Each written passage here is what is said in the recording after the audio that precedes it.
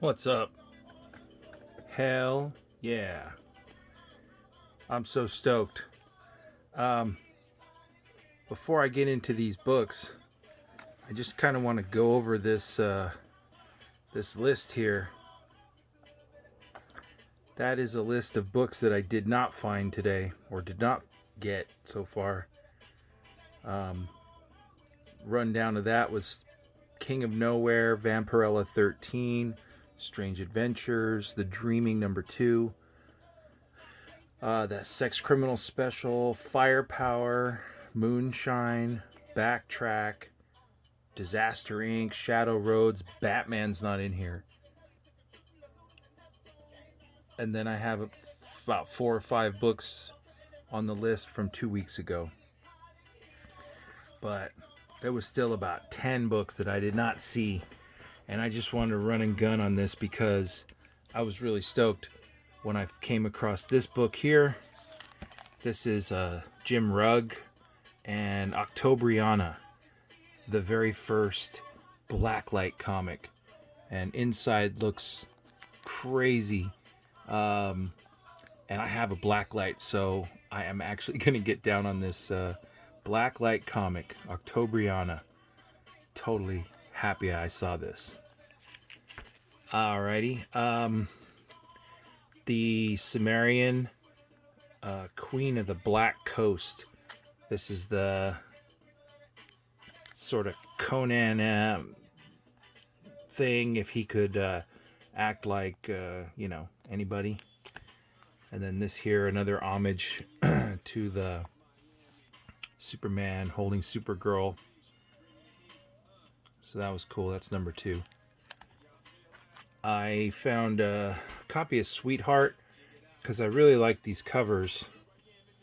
And so I picked it up.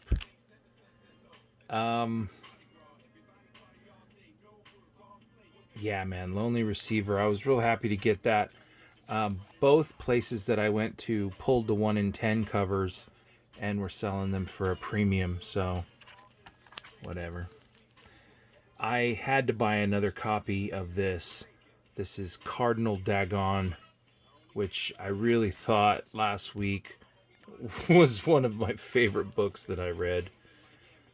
So I got a second copy of that. Real happy to have seen the issue 5, last issue of Führer and the Tramp. This book was thick too.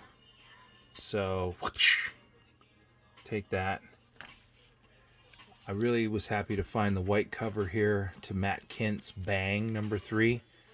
I mean, Matt Kent's pretty badass, so I had to go with this. Free Comic Book Day, Usagi Yojimbo, of course. Alright, an Image now as a sender. Did not see any of the Bitterroot variants, but I've been buying Bitterroot all along. It's just the A cover. I've been on Coffin Bound now for both series, so had to get that. Normally I usually buy 2 of the die, or both of the die covers. This week I only got this one. I kind of liked it, so... Or maybe I didn't like the other one. I don't know. I did get Inkblot #1, the little cat. And of course, anything Jason Aaron, Sea of Stars, was really good. It's kind of sprawling, but I got to reread. North Bend. Yeah.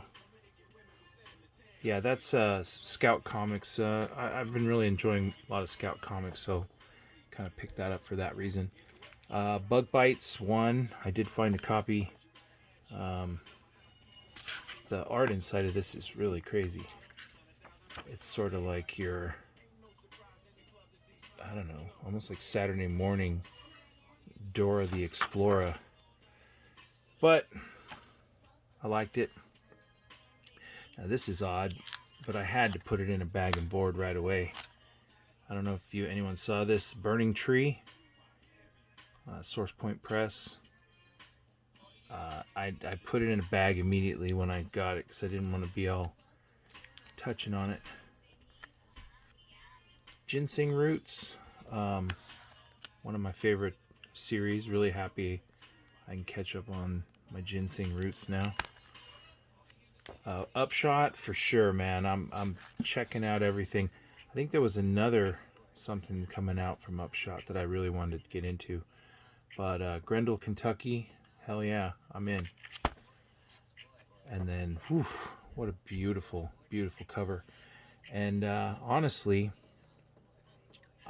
one of my favorite artists is, or one of my favorite memory artists is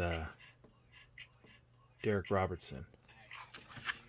You know, his style, I mean, it's definitely comic book cartoon, but he's so amazing. Look at that spread right there. Yeah. Anyway, so I love Derek Robertson, but I still did not buy his cover. I probably will get it in the future, but for whatever reason, I found this cover much less than I found that other one. So that's why I decided I was going to go with this. So I'll get the other one eventually, just because it's Derek Robertson. But I'm so stoked. Hellblazer, man. All right, I'm gonna switch over here for a second. This book here, we only find them when they're dead. Number 1, killer cover.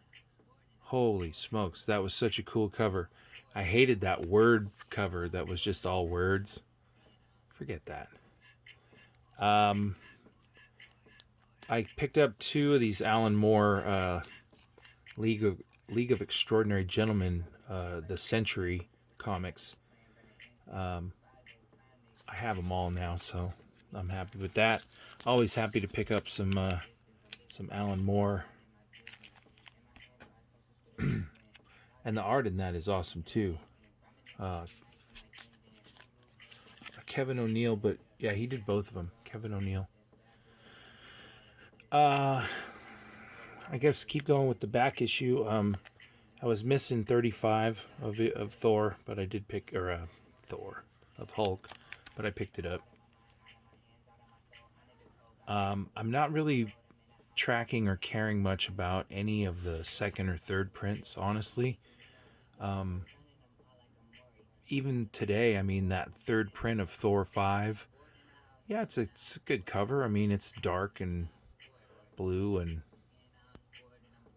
made of paper, but I mean, they were selling them for $9, $8.99, and even more at some other place, right on the rack. And I thought, man, that's just egregious. I don't know. I never really liked to go after the second prints much, but I said all that to say I really do want to find that sketch cover of that Hulk 35. Because of Rick Remender, I've been really trying to track down this Uncanny Avengers run, and that's 5 and 6. It's a great Thor on the front of this. Big old axe. And then, as I was saying, at my dollar shop, I did find goddamn number 2, 3, and 5. I'm pretty sure I can find the 1. I just got to find me a 4. Also, Brubaker Image number 1 of Velvet.